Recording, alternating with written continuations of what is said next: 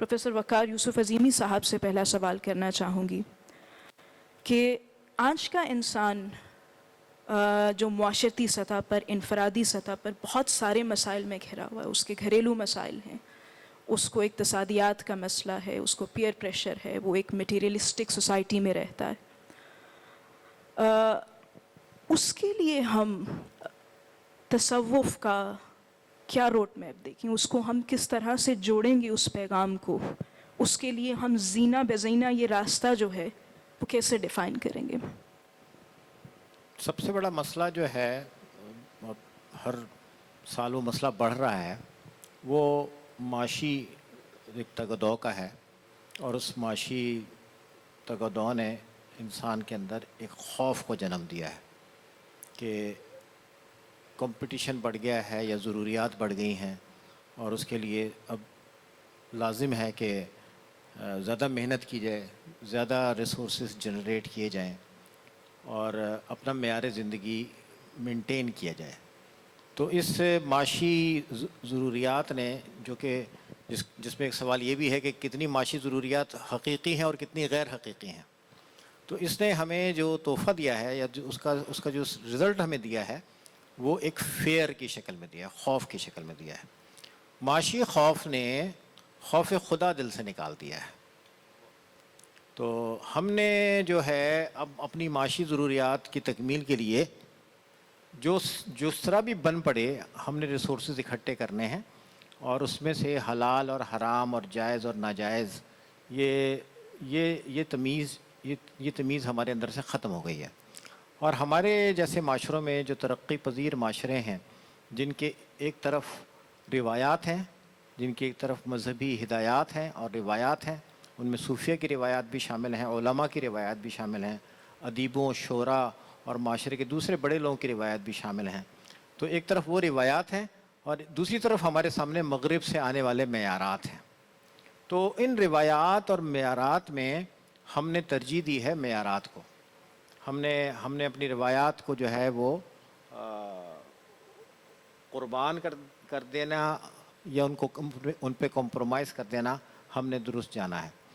हम एक तरफ ये कुरान पाक में पढ़ते हैं कि अल्लाह ताला जो है वो राज़िक़ है, और हम ज़बान से कहते हैं कि अल्लाह ताला राज़िक़ है, लेकिन हमारे दिल में ये यकीन नहीं है कि अल्लाह ताला राज़िक़ है।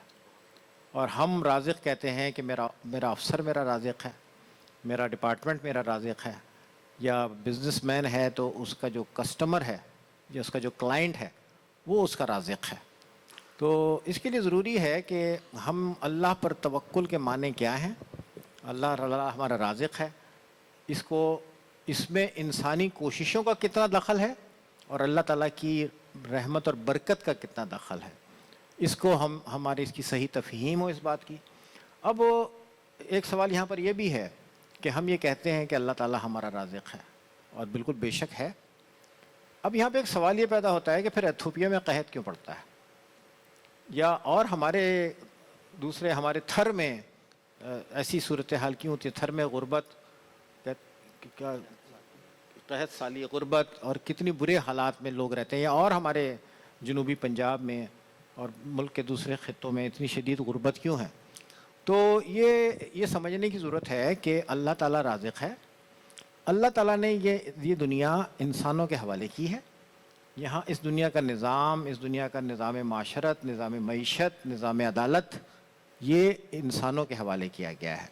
तो हम इसमें अपना जो एक रोल है अल्लाह के आगे जवाबदेही के एहसास के तहत अदा नहीं कर रहे। तो इसलिए हमारे साथ कई तरह के मसाइल पैदा हो रहे हैं। तसव्वुफ़ की तालीमात ने हमें माशी मैदान में या माशरती मैदान में मसरूफ़ कार रहते हुए भी अल्लाह पर यकीन रखना सिखाने की कोशिश की है कि मेरा अल्लाह पर यकीन रहे, अल्लाह पे तवक्कुल रहे, और मैं ये समझूं कि ये दुनिया 60-70 साल की दुनिया, 80 साल की दुनिया एक आदमी के लिए, और ये मेरी क़यामत, ये मेरी आखिरत की तैयारी है। दुनिया आखिरत की खेती है। तो मेरे लिए बहुत सारी चीज़ों के गलत मफ़ाहीम आ गए हैं। मिसाल के तौर पर मैं कुछ भी करूं, میں کسی کی حق تلفی کروں، میں حرام کماؤں، میں جب توبہ کر لوں گا تو سب کچھ معاف ہو جائے گا. تو اس میں ہمارے لیے اس کی ہم نے توبہ کی ہم نے غلط تفہیم کی ہے. ہم نے یہ نہیں سوچا کہ حق تلفی کبھی معاف نہیں ہوگی. حق تلفی کی کوئی معافی اس وقت تک نہیں ہوگی جب تک اس کا حق نہیں، جس کا حق مارا گیا ہے، جب تک یا تو اس کا حق ادا کر دیا جائے یا اس سے معافی منگوا لی جائے، اس وقت تک نہیں ہوگا. لیکن ہم نے ہر چیز میں شارٹ کٹ نکال لیا، اور ہم شبرات کے موقع پہ ایک ریڈی میڈ ایک میسیج ہوتا ہے، وہ ہم اپنے 3000 کانٹیکٹ کو بھیجتے ہیں کہ جناب میں آپ سے معافی مانگ رہا ہوں، آج شبرات ہے، اور اگر میرے آپ کا کوئی دل دکھایا تو آپ مجھے معاف کر دیں. اور میں اپنی طرف سے مطمئن ہو گیا کہ جناب میں نے یہ میسیج جو ہے یہ اپنے سارے آل کانٹیکٹس کو فارورڈ کر دیا تو بس مجھے معافی مل گئی. بھائی جس کا دل دکھایا اسے جا کے پوچھو نا. پہلی بات تو یہ ہے کہ جس کا دل دکھایا یا جس کا حق تلف کیا اس کے پاس جاؤ، خود اس سے جا کے بولو بھائی میں نے احساس ہو گیا ہے کہ میں نے تمہارا دل دکھایا ہے، مجھے اس بات کا احساس ہو گیا، اب میں نادم ہوں اور تم سے درخواست کرتا ہوں کہ تم مجھے معاف کرو. ہو سکتا ہے کہ وہ مجھے معاف نہ کرے. یہ میں نے کیسے سمجھ لیا کہ میں کسی سے معافی مانگوں گا اور مجھے معاف کر دے گا؟ ہو سکتا ہے وہ مجھے معاف نہ کرے، ہو سکتا ہے کہ وہ اپنے دل کی بھڑاس نکالے، خوب مجھے باتیں سنائے. اس وقت یہ جیسے ڈاکٹر فاطمہ نے کہا کہ مولانا روم نے کہا کہ بھئی 1000 باتیں مجھے سنا لو، اس وقت مجھے سننی ہے وہ باتیں جس کا میں نے دل دکھایا ہے، اور پھر میں نے اس سے التجا کرنی ہے. بجائے حال یہ بھی تو ہو سکتا ہے کہ وہ مجھے باتیں سنانا شروع کر دے اور جواب میں پھر شروع ہو جاؤں اس کے ساتھ، تمہاری ایسی تیسی، تم نے مجھے ایسا کیسے کہہ دیا. دیکھیے معافی مانگنا اس شخص سے ہے جس کا حق تلف کیا گیا ہے.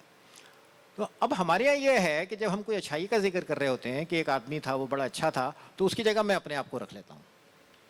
اور جب ہم کسی برائی کا ذکر کرتے ہیں ایک آدمی تھا وہ بہت برا تھا، اس کی جگہ میں اس شخص کو رکھ لیتا ہوں جس کے لیے میرے دل میں کوئی بغض ہے کہ ہاں یہ برائی کے سارے سمبل جو ہے نا وہ اس پہ جا رہے ہیں، اور اچھائی کے سارے سمبل جو ہیں میرے ہیں. دیکھیے ہمیں اپنے آپ کو اس جگہ ہمیں اپنے آپ کو جواب دہ کی سطح پہ رکھنا ہے. جواب دہ میں ہوں، اور سب سے زیادہ میں اللہ کے آگے جواب دہ ہوں، اور اس کے بعد میں انسانوں کے آگے جواب دہ ہوں. اور توبہ ایک اتنا بڑا اللہ کا انعام ہے ہمارے لیے کہ جس پہ اللہ کا جتنا شکر ادا کیا جائے کم ہے. لیکن توبۃ النصوح پہ جانا ہے، زبانی توبہ پہ نہیں جانا. توبہ وہ جو میرے حال کی اصلاح کر دے اور جو مجھے میری خرابیوں سے باہر نکال دے، اور جو جس توبہ میں مجھ میں اعتراف کی ہمت ہو کہ جناب میں نے یہ غلطیاں کی ہیں. جب میرے سامنے میری غلطیوں کا ذکر آتا ہے تو میں ریزننگ کرتا ہوں. جب میں نے کوئی گناہ کیا ہے تو میں ریزننگ کرتا ہوں. میں نے رشوت لی ہے تو میں ریزننگ کرتا ہوں، نہیں اگر میں نہ لیتا تو یہ تو پورا معاشرہ ہی ایسا ہے، یہ تو پورا سسٹم ہی ایسا ہے، اگر میں نہیں لوں گا تو پھر ایسا. تو میں اپنے ناجائز حرام کمائی کی ریزننگ کرتا ہوں. نبی کریم علیہ الصلوۃ والسلام نے فرمایا ہے کہ حرام کمائی سے پلا ہوا بدن جنت کی خوشبو بھی نہیں سونگھ پائے گا. لیکن ہمارے ہاں ہماری سوسائٹی میں آپ کو جو اتنی ریل پیل نظر آتی ہے، آپ کو سڑک پہ جو چمکتی دمکتی گاڑیاں نظر آتی ہیں، آپ کو جو بڑے بڑے پلازے نظر آتے ہیں، آپ کو جو ہم لاکھوں میں پراپرٹی ہوتی تھی وہ کروڑوں میں چلی گئی ہے، اس کی بڑی وجہ پیرلل اکنامی ہے. اس کی بڑی وجہ 2 نمبر اکنامی ہے جو ٹیکس فری ہے اور جو ٹیکس ایویڈڈ ہے، یعنی وہ کسی طریقے سے بھی لیجیٹیمیٹ نہیں ہے.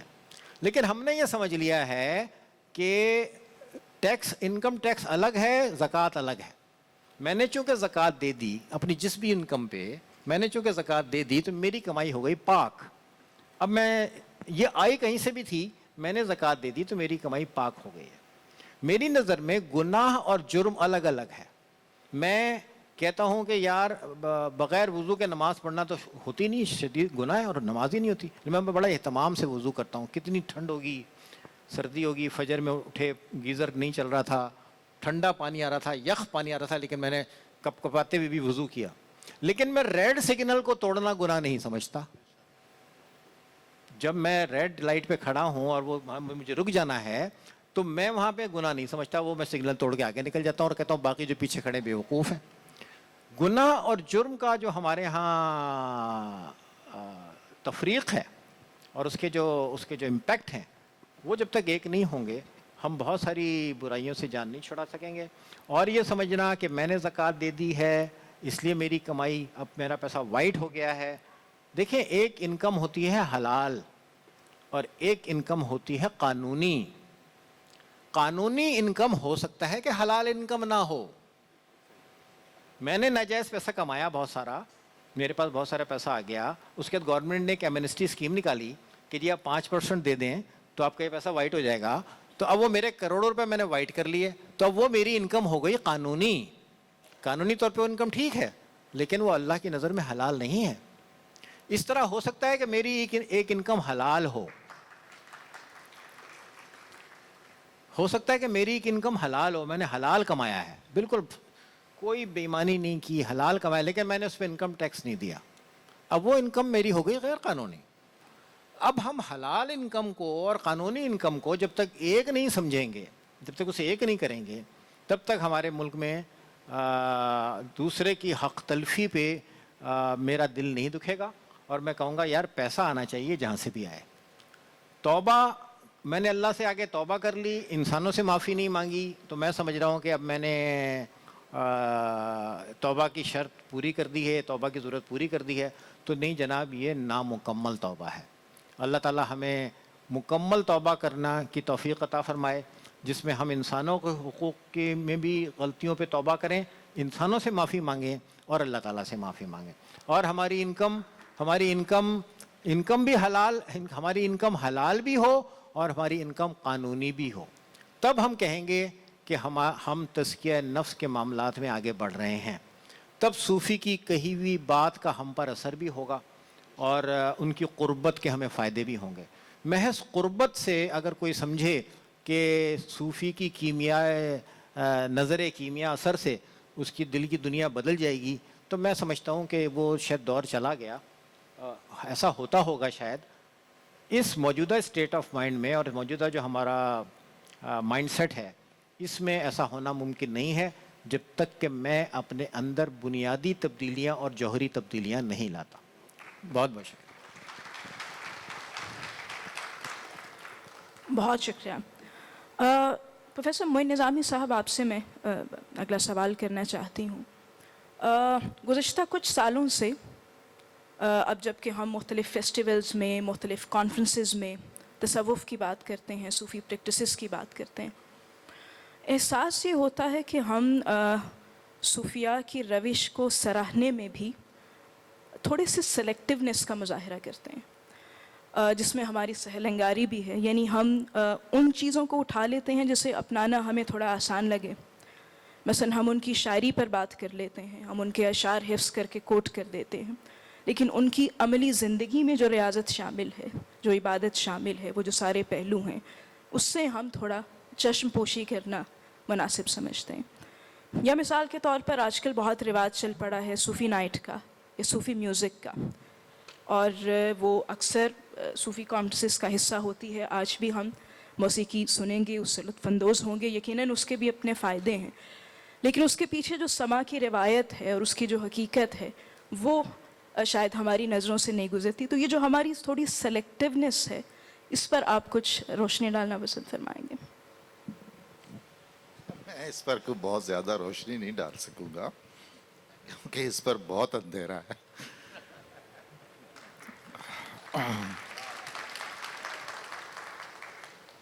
سلیکٹیو ہونا فطرت انسانی میں شامل ہے, اور صوفی بیچارے تو بہت بعد میں آتے ہیں. ہم نے تو انبیاء کے ساتھ بھی یہ کیا, ادیان کے ساتھ بھی یہ کیا. ہم یہ چاہتے ہیں اور یہ کرتے ہیں کہ جو سہولت ہے ہمیں, جس میں آسانی ہے, وہ جزو دین ہے, اور جس میں ہمیں سہولت نہیں ہے, ہمارے لیے مشکل ہے, وہ خارج از دین ہے. صوفیزم ایک الگ چیز ہے میرے خیال میں, مجھے maybe I am wrong. تصوف جس کو ہم کہتے ہیں وہ ایک الگ چیز ہے, ہمیں اس میں بھی کنفیوژن نہیں ہونی چاہیے. صوفیزم ایک ترجمہ ہے, ایک ویسٹرنائزڈ نقطہ نظر کا, ایک مغربی انداز فکر کا, جس میں صوفی کا ایک تصور ہے کہ بس وہ صوفی ہے, یعنی بس ٹھیک ہے. جی ہاں, کوئی صوفی ایسا نہیں ہوا. ویسٹ اس پر انویسٹمنٹ کرتا ہے اور جو انویسٹر ہوتا ہے وہ اپنی انویسٹمنٹ سے جو بھی مطلوبہ نتائج حاصل کرنا چاہتا ہے اس کا حق ہے وہ کرے. مجھے اس کا ایک کاؤنٹر نیریٹو اگر دینا ہے تو مجھے اس پر انویسٹمنٹ کرنی چاہیے. اب اگر رومی دنیا میں بیسٹ سیلر ہیں، جلال الدین رومی، جو آپ کے خطے میں پڑھائے جاتے تھے، یہاں آپ کی پرانی نسلیں ہر ایک شخص رومی کے نام سے واقف تھا. آپ کو اس سے کاٹ دیا گیا، فارسی سے کاٹ دیا گیا، اپنی روایت سے کاٹ دیا گیا، دین سے کاٹ دیا گیا، اور اس کے 100 سال بعد آپ کو ویسٹ سے درآمد شدہ ایک رومی جس طرح کا انہوں نے چاہا انہوں نے پیش کیا. اور ظاہر ہے اب ہماری نئی نسلیں اس رومی کو پہچانیں گی جس پر اگلوں نے انویسٹمنٹ کی ہوئی ہے.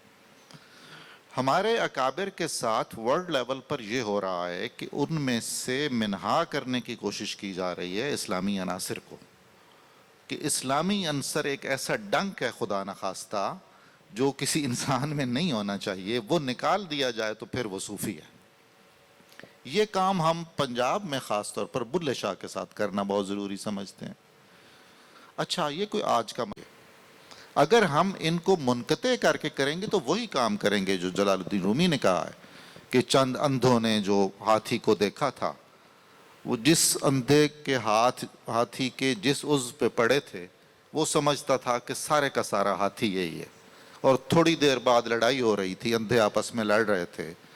ایک کہتا تھا کہ نہیں وہ تو یہ ستون کی طرح ہوتا ہے، اس نے تو ہاتھی کی ٹانگ پہ ہاتھ لگایا ہوا تھا. دوسرا اپنے بازو کے کہتا تھا نہیں ہاتھی اس طرح ہوتا ہے، اس نے سونڈ پہ ہاتھ لگایا ہوا تھا. رومی کہتے ہیں وہ سارے بیک وقت سچے بھی تھے اور سارے بیک وقت جھوٹے بھی تھے. جب تک ہم تصوف کو اور دین کو اس کی کلیت میں نہیں دیکھیں گے ہم اس کا حق نہیں ادا کر پائیں گے.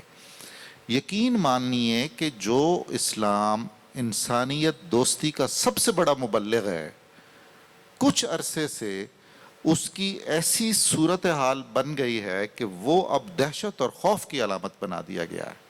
اس میں اغیار کا قصور تو ہے، کچھ قصور ہمارا بھی ہے. امن نام کی کوئی چیز نہیں ہے اسلامی معاشروں میں.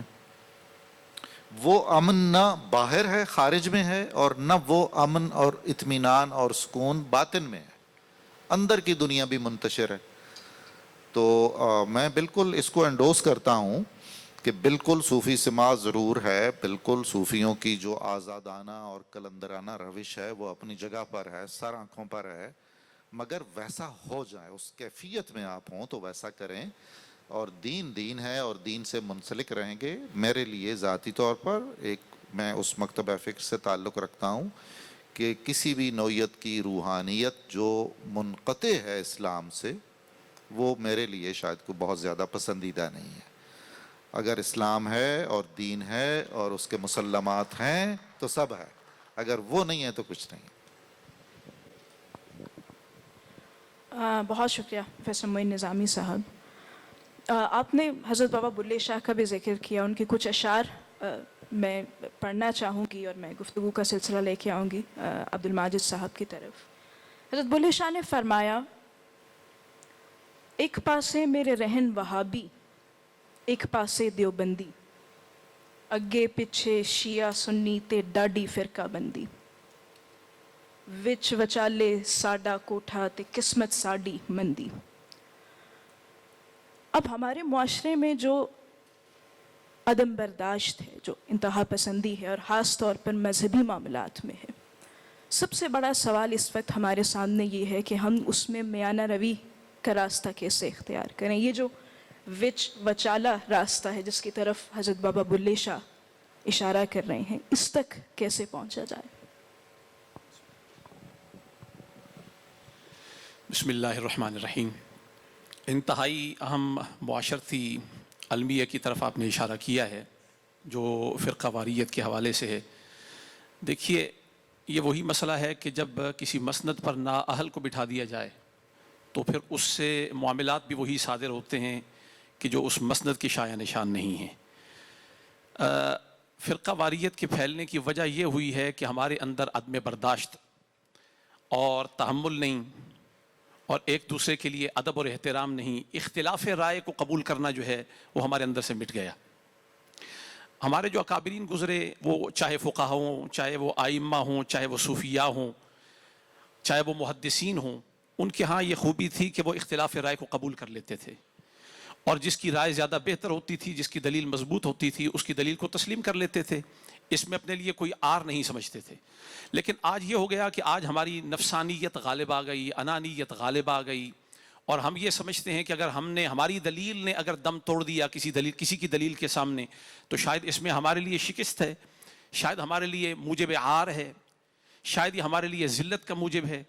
موطا امام مالک جو ہے، جس وقت امام مالک نے لکھی تو اس وقت کے عباسی خلیفہ نے جب اس کو دیکھا تو انہوں نے کہا کہ حضور کی حدیث کو آپ نے اتنے اچھے ضوابط اور شرائط کے ساتھ آپ نے جمع کیا ہے، کیوں نہ اس کو کعبہ شریف میں لٹکا دیا جائے۔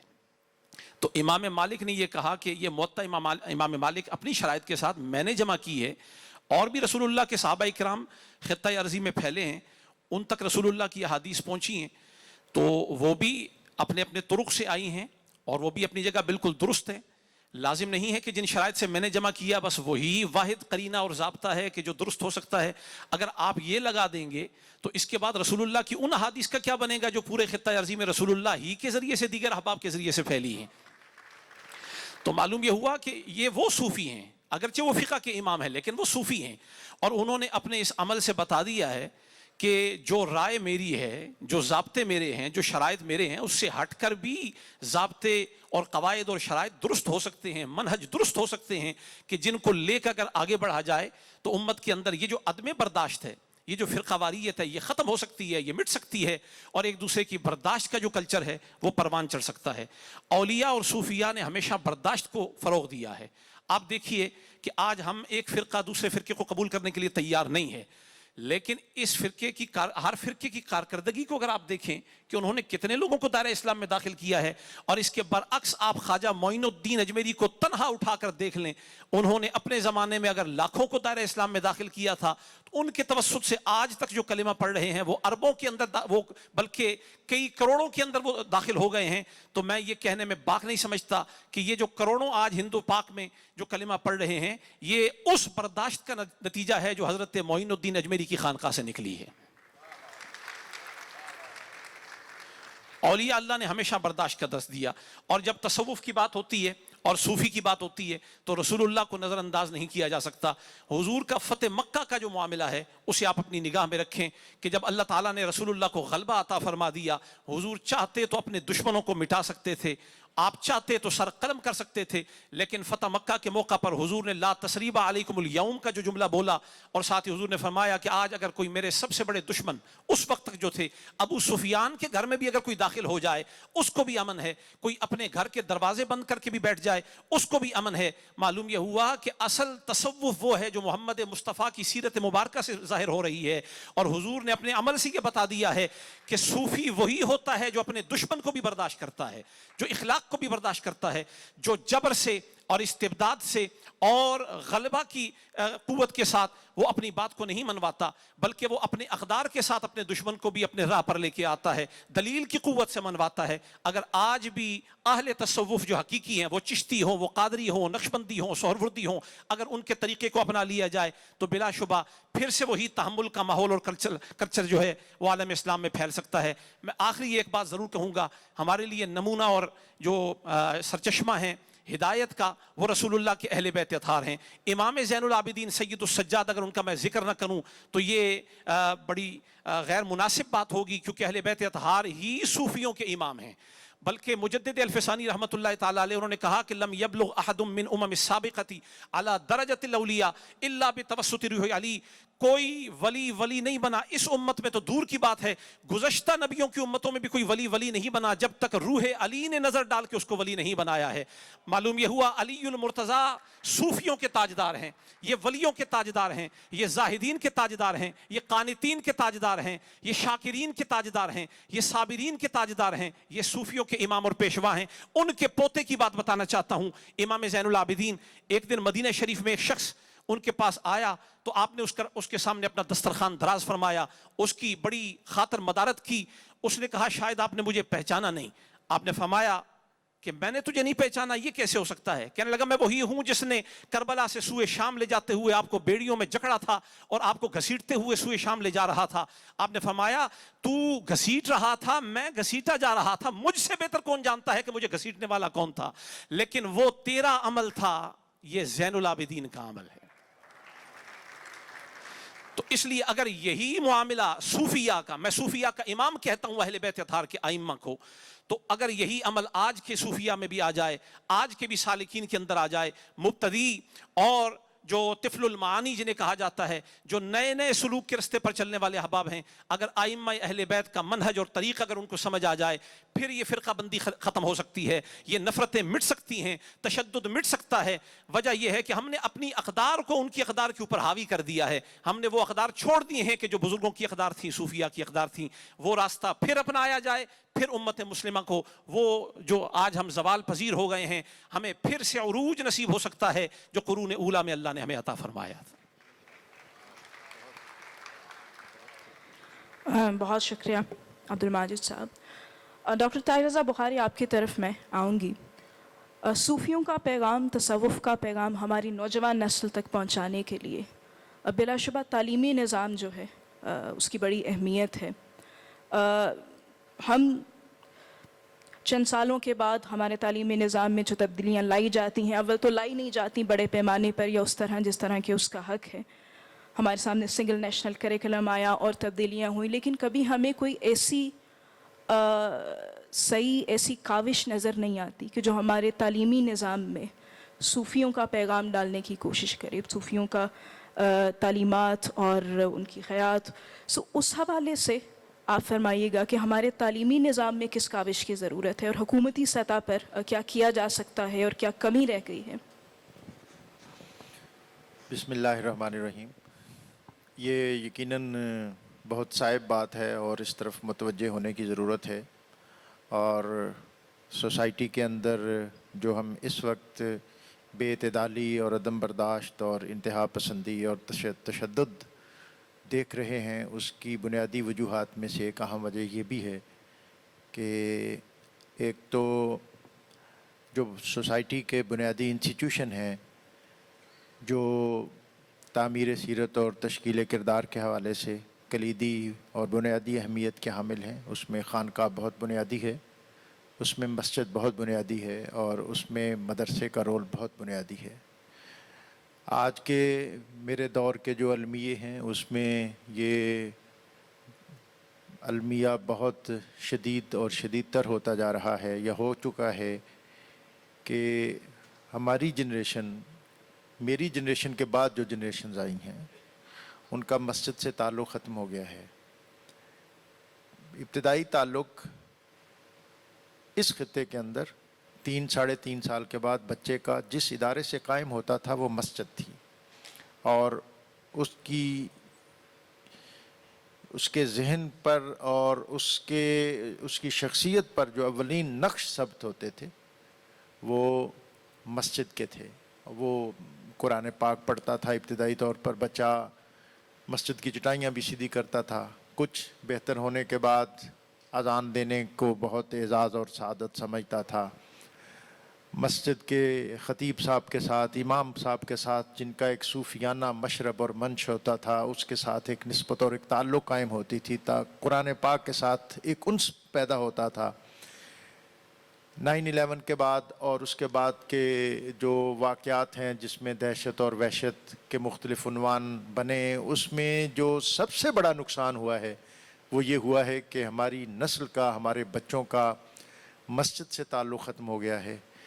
وہ سوسائٹی جس کے اندر کم از کم بچہ اوائل عمری میں 2 دفعہ مسجد میں ضرور جاتا تھا، وہ ختم ہوا، اور پھر 5 وقت نماز کے لیے جانا وہ تو بالکل معدوم ہو گیا۔ اب رسمی طور پر، علامتی طور پر ہم مسجد میں جاتے ہیں جمعے کے لیے، اور وہ بھی بالکل ایسی کیلکولیشن کے ساتھ کہ مسجد کے اندر داخل ہوں اور جو عربی مسنون خطبہ ہے وہ پڑھا جائے، اور اس کے بعد نماز، اور نماز کے بعد ہم دعا لمبی ہو جائے اگر اس میں ہم شامل ہوں تو شاید اگر کہیں لمبی ہو جائے تو وہ بھی طبیعت کو بوجھل کرتی ہے، اور ہم فوراً گھر پہنچنے کو ترجیح دیتے ہیں اور عافیت بھی سمجھتے ہیں۔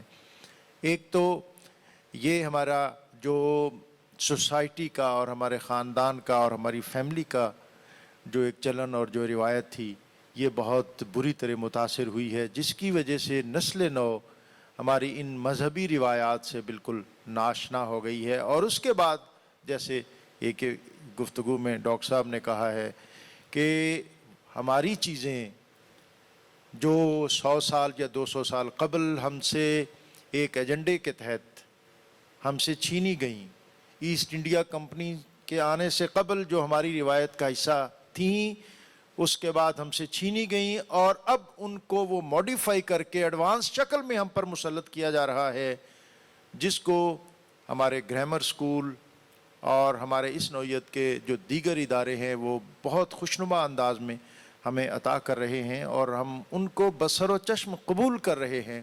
اور اسی عنوان اور اسی پیرائے میں جو ایک پہلے اشارہ ہوا کہ ہم نے تصوف اور ہم نے صوفیہ کی تعلیمات کو یہ ایک باقاعدہ کمپین کے ذریعے ثابت کرنے کی کوشش کی اور کر رہے ہیں کہ صوفی کا دین سے کوئی تعلق نہیں ہوتا، وہ الگ چیز ہیں، یہ الگ چیز ہیں، وغیرہ وغیرہ وغیرہ۔ اور اس کو ہم ہیومنزم کے عنوان سے اس طرح پیش کرتے ہیں کہ شاید صوفی جو ہے اس کا شریعت سے، اس کا دین سے، اس کا مذہب سے، اس کا اسلام سے کوئی تعلق نہیں ہے، جبکہ اصل صورت یہ ہے کہ میں اگر یہ سوال کروں کہ اس بر صغیر کے اندر اسلام کے اولین مبلغ کون تھے، تو حضرت داتا گنج بخش علیہ رحمہ کے اسم گرامی کے علاوہ کوئی اور نام کسی کے ذہن میں یا کسی کے پاس ہو تو وہ بتائے۔ اور حضرت اقبال نے بھی کہا کہ پاسبان عزت ام الکتاب، اور پھر آپ نے کہا کہ بندہائے کوہسار آساں گزیخ در زمین ہند تخ میں سج تاریخ، کہ اس ہند کی سرزمین میں اللہ تعالیٰ کی وحدانیت، نبی صلی اللہ علیہ وسلم کی رسالت اور اسلام کی صداقت کا بیج بونے والی اولین ہستی حضرت داتا گنج بخش رحمۃ اللہ علیہ، اور پھر آپ کے بعد اس قبیلے کے جو دیگر لوگ جس میں حضرت خواجہ معین الدین چشتی اجمیری، چشتی صوفیہ ہیں، اور پھر سہروردی ہیں، قادری ہیں اور نقشبندی ہیں۔ تو یہ بنیادی طور پر دین طریقت سے الگ نہیں ہے۔ آج ہم طریقت کو، تصوف کو دین سے الگ پیش کرنے اور اس کو الگ دیکھنے کی ایک کوشش کر رہے ہیں، جس کا سبب جیسا کہ پہلے بات ہوئی ہے کہ یہ ایک خاص ایجنڈے کے تحت ہے۔ تو یہ بات بہت بنیادی ہے کہ تصوف اور روحانیت، اس کا تعلق دین کے ساتھ اتنا ہی گہرا اور اتنا ہی قدیم ہے جتنا کہ از خود اسلام کی جو تاریخ ہے۔ اور نبی اکرم رسول محتشم صلی اللہ علیہ وآلہ وسلم، آپ کے بارے میں جو معروف ہے کہ آپ جب اعلان نبوت سے قبل تحنس کا لفظ ہے احادیث میں کہ آپ کو خلوت گزینی سے محبت ہو گئی، اور پھر اس کے سبب آپ غار حرا میں تشریف لے جایا کرتے تھے اور وہاں کنسنٹریشن اور توجہ کا ارتکاز، اور غار حرا کی ان جو نور آفری ساعتیں تھیں، تصوف اور روحانیت اور صوفیہ کا تعلق انہی نور پرور ساعتوں اور ان خلوتوں سے ہے۔ تو اس کو ہم دین سے علیحدہ کر کے دیکھیں گے تو پھر یہ کوئی اور چیز بن جائے گی۔ تو صوفیہ، ان کی تعلیمات کا ابلاغ عصر حاضر میں میں سمجھتا ہوں کہ دراصل یہ تعمیر سیرت کے اعتبار سے اور تشکیل کردار کے حوالے سے، اور جو تصوف کی بہت بنیادی چیز کہ جس میں تزکیہ ہے اور جس میں طہارت ہے، اس کے لیے یہ بہت زیادہ ضروری ہیں۔ یہ ایک بڑی بدقسمتی یہ بھی ہوئی، میری بات شاید لمبی نہ ہو رہی ہو، کہ ہمارے جو درس نظامی کا سلیبس ہے اس کے اندر تصوف بر صغیر کے اندر جو 1000 سالہ تاریخ ہے اس میں یہ باقاعدہ پڑھایا جاتا تھا۔ یہ آخری سلیبس جو ملا نظام الدین سہلوی نے بنایا، اس میں سے تصوف کو ایک میجر سبجیکٹ سے خارج کرتے ہوئے اور یہ اندیا دیا کہ دراصل یہ پڑھنے کا نہیں، یہ تو کسی صوفی کے پاس بیٹھنے کا معاملہ ہے۔ تو وہ کتاب جو ہم عوارف المعارف پڑھتے تھے، جو ہم مولانا جامی کو پڑھتے تھے، جو کشف المحجوب سبکن پڑھتے تھے، اس سے بھی ہم محروم ہوئے، اور پھر اس کے ساتھ جو ہمیں کوئی محافل، کوئی مجلس، کوئی صحبت میسر آنی تھی وہ بھی معدوم ہوتی گئیں.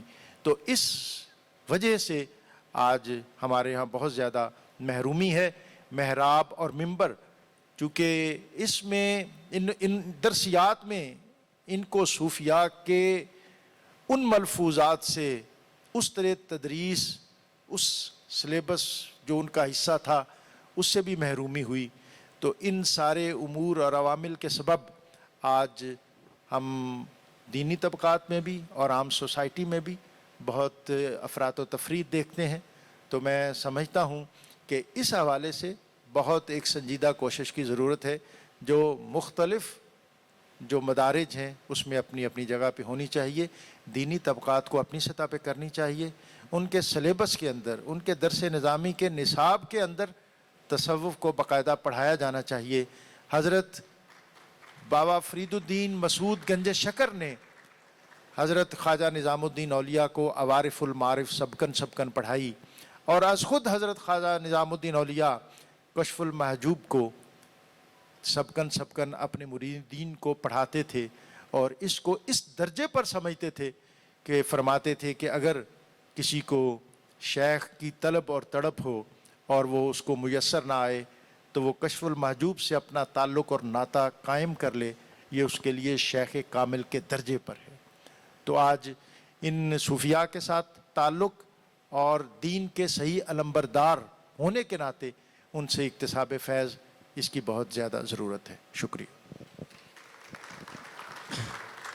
بہت شکریہ ڈاکٹر طاہر رضا بخاری، اور بالکل بجا فرمایا انہوں نے کہ ہمارے تعلیمی نصاب میں، ہاں وہ اسکولوں میں ہو، وہ یونیورسٹیوں میں ہو، وہ ہمارے دینی مدرسوں میں ہو، بہت ضرورت ہے اس بات کی کہ ہم وہاں پر دینیات کی باقی تعلیم کے ساتھ ساتھ صوفیوں کا پیغام، ان کا کلام، ان کی حیات، ان کی سیرت، اس حوالے سے مواد شامل کریں. اور شاید یہی ایک واحد راستہ ہمارے پاس بچا ہے اس تمام عدم برداشت کو اور اس تمام انتہا پسندی کو ختم کرنے کے لیے، اس کو جڑوں سے اکھاڑنے کے لیے جو ایک افریت بن کر اس وقت ہمارے معاشرے میں ہمارے سامنے ہے. آخر میں پنجاب آرٹس کونسل کے جی وقار صاحب فرمائیے. بالکل جی بہت شکریہ. ہمارے بڑی اچھی اس میں گفتگو ہو رہی ہے. اس میں ایک ذہن میں بات یہ تھی کہ ایک نشاندہی میں یہ کروں کہ ہمارے بر صغیر کا جو معاشرہ ہے وہ ملٹی ریلیجس معاشرہ ہے، اور اس میں ہندو ڈومینیشن ہے، اور پھر مسلم ہیں، اور پھر سکھ ہیں، پھر عیسائی ہیں، اور پھر دوسرے مذہبی طور پہ گروپس ہیں. لیکن اور ہمارے یہاں مذہبی بنیادوں پہ فسادات بھی ہوئے ہیں. لیکن ایک عجیب سی بات یہ ہے کہ اگر کا جائزہ لیں، استاد گرامی معین نظامی صاحب، میری غلطی پہ ہوں تو تصحیح فرما دیں، کہ جہاں جہاں صوفیہ تھے، جہاں جہاں صوفیہ کا اثر و رسوخ تھا، ان علاقوں میں کبھی ہندو مسلم فسادات نہیں ہوئے. تو صوفیہ کے ہاتھوں جن لوگوں نے اسلام قبول کیا، جیسے خواجہ معین الدین چشتی کا ذکر بار بار آتا ہے، اور بابا فرید، حضرت بہاؤالدین زکریہ، لال شہباز قلندر، تو صوفیہ کے ہاتھوں جن لوگوں نے اسلام قبول کیا، ان کے دل میں تو اس ہستی کے لیے عقیدت، محبت، اور جو بھی آپ جذبے کہہ لیں، وہ تو ایک فطری سی بات ہے کہ جناب آپ کے ہاتھ پہ اسلام قبول کیا ہے تو ان سے بہت زیادہ محبت ہے، بہت زیادہ عقیدت ہے. لیکن صوفیہ کا کمال یہ تھا کہ ان سے غیر مسلم بھی اتنی ہی محبت اور عقیدت رکھتے تھے جتنی کہ ان کے ہاتھوں مسلمان ہونے والے رکھتے تھے. تو انہوں نے اپنے طرز عمل سے مسلم اور غیر مسلم میں کسی قسم کی کوئی تفریق نہیں رکھی. ایک گزارش یہ ہے کہ کل بھی اس موضوع پہ بات ہوئی تھی، اور میرا ایک خیال تھا کہ میں آج اس پہ بات کروں گا، کہ ہمارے پاکستان میں ہمارے ہاں تو کہتے ہیں کہ اردو اور انگریزی ہماری زبانیں ہیں، باقی ہماری علاقائی زبانیں ہیں. تو میں سمجھتا ہوں کہ پنجابی، سندھی، سرائکی، پشتو، بلوچی زبان، ہند کو زبان، یہ ہماری علاقائی زبانیں، کشمیری، بلتی، یہ ہماری علاقائی زبانیں نہیں ہیں. میں کہتا ہوں کہ ان کو قومی زبانیں کہا جانا چاہیے، کہ یہ ہماری قومی زبانیں ہیں. اب اب دیکھیں کہ ہمارے ہاں اس کو آپ کچھ بھی کہہ لیں، اس کو آپ انٹرنیٹ کا اثر کہہ لیں، یا اس کو آپ کوئی مغربی ثقافت کی الغار کہہ لیں، کچھ بھی کہہ لیں، ہمارے ہاں ہماری اردو بھی کمزور ہوتی جا رہی ہے اور ہماری جو دوسری قومی زبانیں ہیں وہ بھی کمزور ہوتی جا رہی ہیں. تو اس میں ضروری ہے کہ اب جب یہ چیزیں اسکولوں میں نہیں ہو رہی، درسگاہوں میں نہیں ہو رہی، تو پھر والدین کی اور گھر کی ذمہ داری بڑھ جاتی ہے. تو ہمارے لیے ضروری ہے کہ پنجابی کا بچہ پنجابی زبان جانتا ہو. یہ نہیں کہ پنجابی کے گھر میں پنجابی بولی جا رہی ہو، بلکہ پنجابی اس کو پڑھنا اور لکھنا بھی آتی ہو. سرائکی کا بچہ اس کو سرائکی آنی چاہیے، ان کے والدین کی ذمہ داری ہے. پختون کا بچہ اسے پشتو آنی چاہیے. کیوں؟ اس لیے کہ ہماری علم و دانش بصیرت جو ہمیں صوفیہ سے ملی، جو ہمیں دوسرے شعراء سے ادیبہ سے ملی، جو سینکڑوں سال کا ایک بہت بڑا خزانہ ہے ہمارے پاس، جو علم بصیرت دانش اس کا ایک بے بدل خزانہ ہے ہمارے پاس.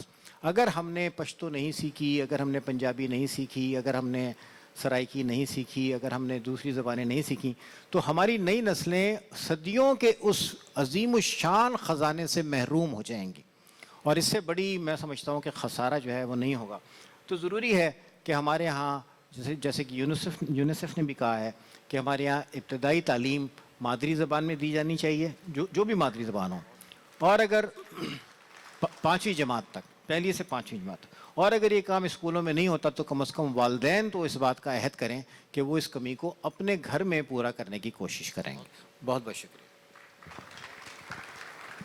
بہت نوازش ڈاکٹر وقار یوسف صاحب نے بہت اہم نقطے کی طرف اشارہ کیا، کیونکہ ہم یہ بات کر رہے ہیں کہ کس طرح آج کے انسان کو، کس طرح نوجوان کو صوفی فکر سے، صوفی دانش سے جوڑا جائے. اور اس کی بہت بنیادی شرط ظاہر ہے ان زبانوں کو سیکھنا ہے جس میں وہ دانش موجود ہے. اگر پنجابیوں کو پنجابی زبان نہیں آئے گی تو وہ بلے شاہ کو کیسے پڑھیں گے، وہ ہیر وارث شاہ کیسے پڑھیں گے؟ اور اگر سندھیوں کو سندھی زبان نہیں آئے گی تو وہ شاہ بٹائی کا کلام کیسے پڑھیں گے؟ اور باقی سب زبانوں کے لیے بھی ظاہر ہے یہ بات اسی طرح واجب ہے. سو بہت شکریہ آپ نے اس نقطے کا اضافہ کیا. میں محبوب عالم صاحب کی طرف آؤں گی اور ان سے میں پوچھنا چاہوں گی کہ ہمارے ثقافتی ادارے جیسے پنجاب آرٹس کونسل ہے، وہ اپنی سرگرمیوں سے اور اپنی فعالیت سے کیسے کنٹریبیوٹ کر سکتے ہیں صوفی فکر کو عوام تک پہنچانے میں اور اس کو فروغ دینے میں؟ اور آپ اس حوالے سے، یہ تو کانفرنس اس کا ایک پہلا قدم ہو گئی، آئندہ کے لیے آپ کا کیا ویژن ہے؟ کچھ اس حوالے سے آپ فرمائیے گا. بسم اللہ الرحمن الرحیم. اچھا، میں تھوڑی سی یہ ایک بنیادی بات کرنا چاہوں گا کہ جو ہماری آرٹ کونسلز ہیں جتنی بھی ہیں وہ بھی پبلک سیکٹر کی ریپرزنٹیشن ہے. تو یہ بیسیکلی جو پبلک سیکٹر ہے یہ سروس سیکٹر ہے.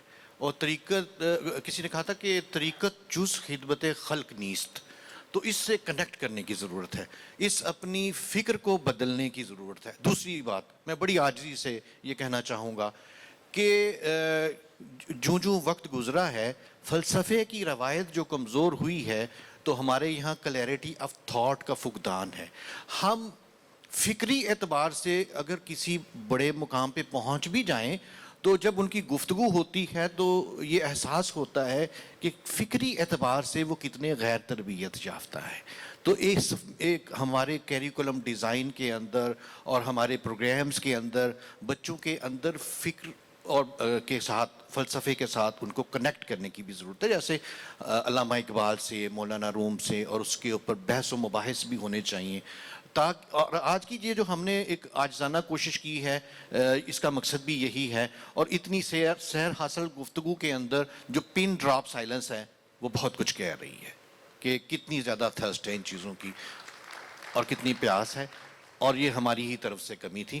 تو جب اگر مائنڈ سیٹ چینج ہو جائے گا تو یہ سمجھنے کی ضرورت ہے کہ جو قرآن کی ایک آیت ہے، قد، بسم اللہ الرحمن الرحیم، قد افلح من زکاہا وقد خاب من دساہا، وہ فلاح پا گیا جس نے اپنے نفس کا تزکیہ کیا، وہ ناکام ہو گیا، نامراد ہو گیا، خیب و خاسر ہو گیا جس نے اس کو مٹی میں ملا دیا. سورہ شمس کی یہ 10ویں غالباً آیت ہے. اس میں اللہ تبارک و تعالیٰ نے 9 دفعہ قسمیں کھا کے ہمیں توجہ دلائی ہے کہ یہ آیت کتنی سگنیفیکنٹ ہے. یہ بنیادی طور کے اوپر ڈاکٹر برہان احمد فاروقی فرماتے ہیں کہ یہ فرد اور قوم کی زندگی میں عروج اور زوال کا قانون فراہم کرتی ہے. قد افلح من زکا. اب جو فرد کے اندر جو تزکیہ ہوگا وہ میرے اساتذہ نے بہت خوبصورت طریقے سے بیان کر دیا. جو نفس امارہ سے لوامہ اور مطمئنہ کی طرف سفر ہوتا ہے. بدقسمتی یہ ہے کہ یہی عروج اور زوال کا قانون اجتماعیت پہ بھی لاگو ہوتا ہے اور ہمیں نہیں پتہ کہ اس حوالے سے شعور مقصد کیا ہے اور اس حوالے سے مزاحمت کہاں سے آئے گی, اس کا لائے عمل کیا ہوگا. اجتماعی زندگی کا جو نفس ہے وہ مذمومہ مفاد اور ویسٹڈ انٹرسٹ ہے. اس کو کنٹرول جب تک نہیں کیا جائے گا تو جو ہماری سوسائٹی ہے اس کا ایک سوشل, ایک پولیٹیکل اور ایک اکنامک سفیر ہے. جب تک ان تمام سفیرز کے اندر جو مذمومہ مفاد اور ویسٹڈ انٹرسٹ ہے اس کو انسٹیٹیوشنل میکینزم کے ذریعے سے اور شعور مقصد دے کے قومی سطح کے اوپر اس کو ضبط اور انقیاد میں نہیں لایا جاتا, اسلام جو نشو نما کا دین ہے اس کی اجتماعیت کی نشو نما نہیں ہو سکتی. میں بڑی عاجزی سے عرض کر رہا ہوں. تو اس چیز کا شعور یعنی شعور مقصد انفرادی زندگی کے اندر بھی دینے کی ضرورت ہے. اور مقصد یہ ہے وَرِضْوَانٌ مِّنَ اللَّهِ أَكْبَرُ إِنَّ صَلَاتِي وَنُسُكِي وَمَحْيَايَ وَمَمَاتِي لِلَّهِ رَبِّ الْعَالَمِينَ. اور اجتماعی زندگی کے اندر جو ضرورت ہے وہ یہ ہے کہ بحیثیت امت یہ لازمی ہے کہ یہ ہم سمجھیں کہ قرآن تا قیامت ہمارے لیے ہدایت کا سرچشمہ ہے اور زوال پذیر ہو جانے کے بعد ہم نے اسی قرآن کو اپنے دوبارہ عروج کے لیے استعمال اگر کرنا ہے تو جو بعثت کا مقصد ہے وہ اس آیات کے حوالے سے ہماری رہنمائی کرتا ہے. وہ ہمارا آبجیکٹیو ہے لِيُظْهِرَهُ عَلَى الدِّينِ كُلِّهِ. تو اس مقصد کے ساتھ جڑنے کی ضرورت ہے, فکر کو عام کرنے کی ضرورت ہے, رویے کو ٹھیک کرنے کی ضرورت ہے, اس کو سروس سمجھنے کی ضرورت ہے, خدمت کا ذریعہ سمجھنے کی ضرورت ہے, بجائے اس کے کہ ہم یہ سمجھے کہ ہم حکمران ہو گئے ہیں. تو اس حوالے سے جو کچھ آجزانہ ہم نے کوشش کی ہیں. ہم نے اس سے پہلے انڈسٹریلائزیشن کے اوپر کام کیا, تھیم کے اوپر انٹلیکچوئل کانٹینٹ کے ساتھ, اور اس میں جتنی بھی ایون ہماری فیسٹیوٹی تھی وہ بھی تھیم کے اوپر تھی. وہ اس کی لمبی ڈیٹیلز ہیں. اس کے بعد ہم نے انڈس سویلائزیشن کے اوپر کام کیا تو اس میں انڈس ساگا انٹلیکچوئل کام ہے, اس کو ہم نے مرکزی حیثیت دی اور اعتزاز احسن صاحب نے ہی اس کا افتتاح کیا, اور اس کا ایک ہم نے اسپیشل اردو میں بھی ایڈیشن پبلش کیا. اسی طرح سے ہم نے ہڑپا سویلائزیشن کا کیا. اور جو یہ آج ہم یہاں پہ ہیڈ کوارٹر کے اوپر کر رہے ہیں, ہم نے اس سے پہلے اس تمام چیزوں کو, چونکہ ہماری ڈویژنل اور ڈسٹرکٹ لیول پہ بھی آرٹس کونسل ہیں, وہاں پہ بھی ہم نے ایک سٹرکچر کے ساتھ سب کو کہا کہ وہاں پہ بھی صوفی فیسٹیولز کریں. وہ ہوئے ہیں 3 دن, ایک دن کا صوفی فیسٹیول, ایک دن کا کلچرل فیسٹیول اور ایک دن کا لٹریری فیسٹیول. تو یہ چھوٹی چھوٹی کوششیں شروع کی ہیں. تو انشاءاللہ آپ لوگوں کی دعا ہوگی تو انشاءاللہ ہمیں کامیاب کریں. Thank you. انشاءاللہ. بہت میں شکریہ ادا کروں گی ہمارے تمام پینلسٹ کا. یہ موضوع تصوف اور اس کی عصری مناسبت یہ اتنا وسیع موضوع ہے کہ ظاہر ہے اس کے بعض پہلوؤں پر ہم روشنی ڈال پائے اور بہت سی جہتیں ہیں جو ہیں وہ اس کی نادیدہ رہ گئیں. لیکن ظاہر ہے یہ آغاز ہے اور ہم امید کرتے ہیں کہ آئندہ بھی ایسی محفلوں میں ہم اکٹھے ہوتے رہیں گے.